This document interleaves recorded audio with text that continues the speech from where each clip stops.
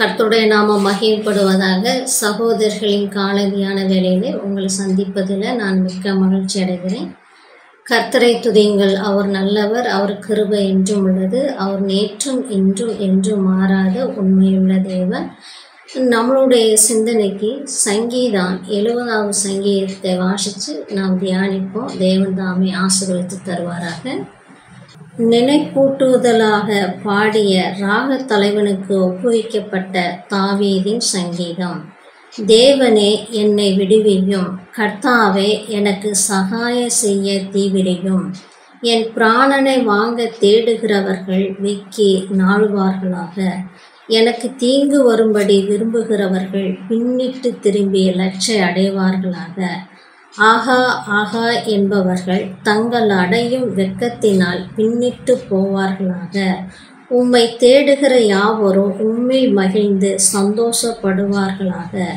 உமது இரட்சிப்பில் பிரியப்படுகிறவர்கள் தேவனுக்கு மகிமை உண்டாவதாக என்று எப்பொழுதும் சொல்வார்களாக. நானோ சிறுமையும் எளிமையுமானவன். தேவனே என்னிடத்தில் தீவிரமாய் வாரும், நீரே என் துணையும் என்னை விடுவிக்கிறவருமானவர். கர்த்தாவே தாமதியாதையும். தேவன் தாமே ஆசீர்வதித்து தருவாராக. இந்த 70ஆம் சங்கீதத்தில் பார்க்கும் பொழுது தலைப்பில் நினைப்பூட்டுதலாக பாடிய ராக தலைவனுக்கு ஒப்புவிக்கப்பட்ட சங்கீதம் என்று சொல்லி நம்ம பார்க்குறோம். அப்போது இப்படிப்பட்ட விண்ணப்பத்தையும் வேண்டுதலையும் தேவனுக்கு தாவீது முன்ன கூடி விண்ணப்பம் செய்திருக்கிறார். அது எங்கன்னு சொல்லி பார்க்கும் பொழுது சங்கீதம் 40 13 17 வரைய நம்ம வாசித்து பார்க்கும் பொழுது அந்த 40ஆம் சங்கீதத்தில் தேவனிடத்தில் தாவீது விண்ணப்பம் செய்யக்கூடியவராக இருக்கிறாரு. இந்த 70ஆம் வசன சங்கீதத்தில் பார்க்கும் பொழுது இதை நினைப்பூட்டுதலாக மறுபடியும் தேவனுக்கு தெரியப்படுத்துகிறாரு. தேவனே என்னை விடுவியும், கர்த்தாவே எனக்கு சகாயம் செய்ய தீவிரியும். எனக்கு எனக்கு இந்த சூழ்நிலையில் ஒரு கஷ்டம் இருக்குது, பாடு இருக்குது, பிரச்சனை இருக்குது, எனக்கு விடுதலை வேணும், எனக்கு நீங்கள் தான் சகாயம் செய்யணும், எனக்கு நன்மை செய்யுங்கன்னு சொல்லி தேவனிடத்தில் விண்ணப்பம் செய்யக்கூடியவராக இருக்கிறாரு. 2வது வசனத்தில் என் பிராணனை வாங்க தேடுகிறவர்கள் வெக்கி நாழ்வார்களாக. எனக்கு தீங்கு வரும்படி விரும்புகிறவர்கள் பின்னிட்டு திரும்பி லட்சை அடைவார்களாக. அவருக்கு ஆபத்து இருக்குது, அவர் உயிருக்கு ஆபத்து இருக்குது, அவர் ஜீவனை கொல்ல பார்க்குறாங்க. இப்படிப்பட்டவங்கிட்டிருந்து என்னை விடுவீங்க. அவங்க விரும்புகிற மாதிரி அவங்க என் ஜீவனையோ என்னை கொல்ல பார்க்குறாங்க, அவங்ககிட்டருந்து என்னை தப்புவீங்க. அவங்க வெக்கப்படுற மாதிரி பின்னிட்டு திரும்பி போகிற மாதிரி அவங்க வெக்கப்படுற மாதிரி ஒரு காரியத்தை செய்யுங்கன்னு சொல்லி தேவனிடத்தில் தாவீது விண்ணப்பம் செய்யக்கூடியவராக இருக்கிறார். அது மட்டும் இல்லை, 3ஆம் வசனத்தில் பார்க்கும் பொழுது ஆகா ஆகா என்பவர்கள் தங்கள் அடை வெக்கத்தினால் பின்னிட்டு போவார்களாக. என்கிட்ட சிக்கிக்கிட்டா என்னை தப்ப முடியாது, எப்படியாவது கொன்றுவான், எப்படியாவது கஷ்டப்படுத்திடுவோம், வேதனைப்படுத்திடுவான்னு சொல்லி அந்த பகைவர்களெல்லாம் அப்படி சந்தோஷப்படுறாங்க. அவங்க சந்தோஷப்படுற மாதிரி எதுவும் நடந்துடக்கூடாது அப்படின்னு சொல்லி இங்கே நம்ம பார்க்குறோம்.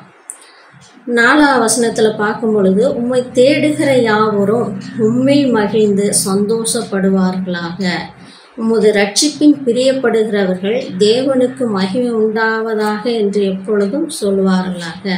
உம்மை தேடுகிற யாவருக்கும் நீங்கள் நன்மை செய்யக்கூடியவங்களாக இருக்கீங்க, கைவிடாத தேவனாக இருக்கிறீங்க. அப்படி நீங்கள் நன்மை செய்யும் பொழுது அவங்க சந்தோஷப்படுவாங்க. நீங்கள் காப்பாற்றும் பொழுது, அதாவது உங்களை மட்டும் சார்ந்து உங்களை மட்டும் நோக்கி கூப்பிடும் பொழுது ரட்சிப்பை கொடுக்கக்கூடியவங்களாக இருக்கீங்க. உங்களை விரும்பக்கூடியவங்களுக்கு ரட்சிக்கிறீங்க, மகிமைப்படுத்துகிறீங்க, சந்தோஷத்தை கொடுக்குறீங்க. அப்படி அவங்க உங்களை எப்பொழுதும் சந்தோஷப்படுற மாதிரி நன்மை செய்யக்கூடியவங்களாக இருக்கீங்க. அவங்களும் உங்களை எப்பொழுதும் சந்தோஷப்பட்டு உங்கள் நாமத்தை மகிமைப்படுத்தக்கூடியவங்களாக இருப்பாங்க. நானும் எந்த சூழ்நிலையில் என்னையும் காப்பாற்றினீங்கன்னா உங்களை நான் நன்றி சொல்லுவேன், மகிமைப்படுத்துவேன்னு தாவீது அப்படியா சொல்கிறாரு. அது மாத்திரம் இல்லை, இங்கே 5 பார்க்கும் பொழுது சிறுமையும் எளிமையுமானவன், தேவனே என்னிடத்தில் தீவிரமாய் வாரும், நீரே என் துணையும் என்னை விடுவிக்கிறவுமானவர், கர்த்தாவே தாமதியாதையும்.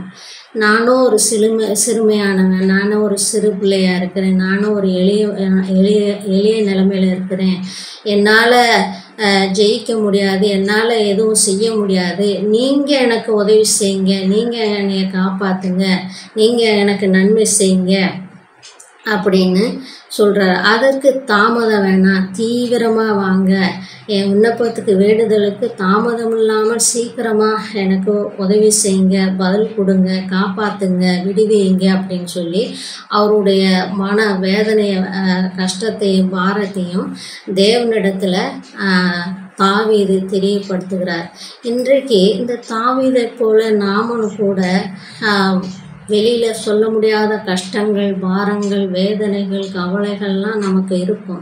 ஆனாலும் மனுஷனை நம்பி தாவீது போய் சொல்லலை, தேவனை தேடும் பொழுது நமக்கு நன்மை உண்டாகும், நன்மை செய்வார் அப்படின்னு சொல்லி தேவனுக்கு தெரியப்படுத்தக்கூடிய தாவீதை போல நம்மளுக்கு வர கஷ்டத்தை தேவனிடத்தில் தெரியப்படுத்தும் பொழுது நமக்கு மகிழ்ச்சி உண்டாக தேவன் இது மாதிரி நம்மளையும் காப்பாற்றுவார், சந்தோஷப்படுற மாதிரி நம்மளுடைய வாழ்க்கையில் அற்புதத்தை செய்வார். நீங்களும் நான் அப்படியாக தேவனை சார்ந்து நிற்கும் பொழுது தேவன் ஒருபோதும் நம்மளை கைவிடாத தேவன், அப்படியாக நம்மளை வழிநடத்துவாராக. தேவன் தாமே ஆசீர்வதிப்பாராக. ஆமென்.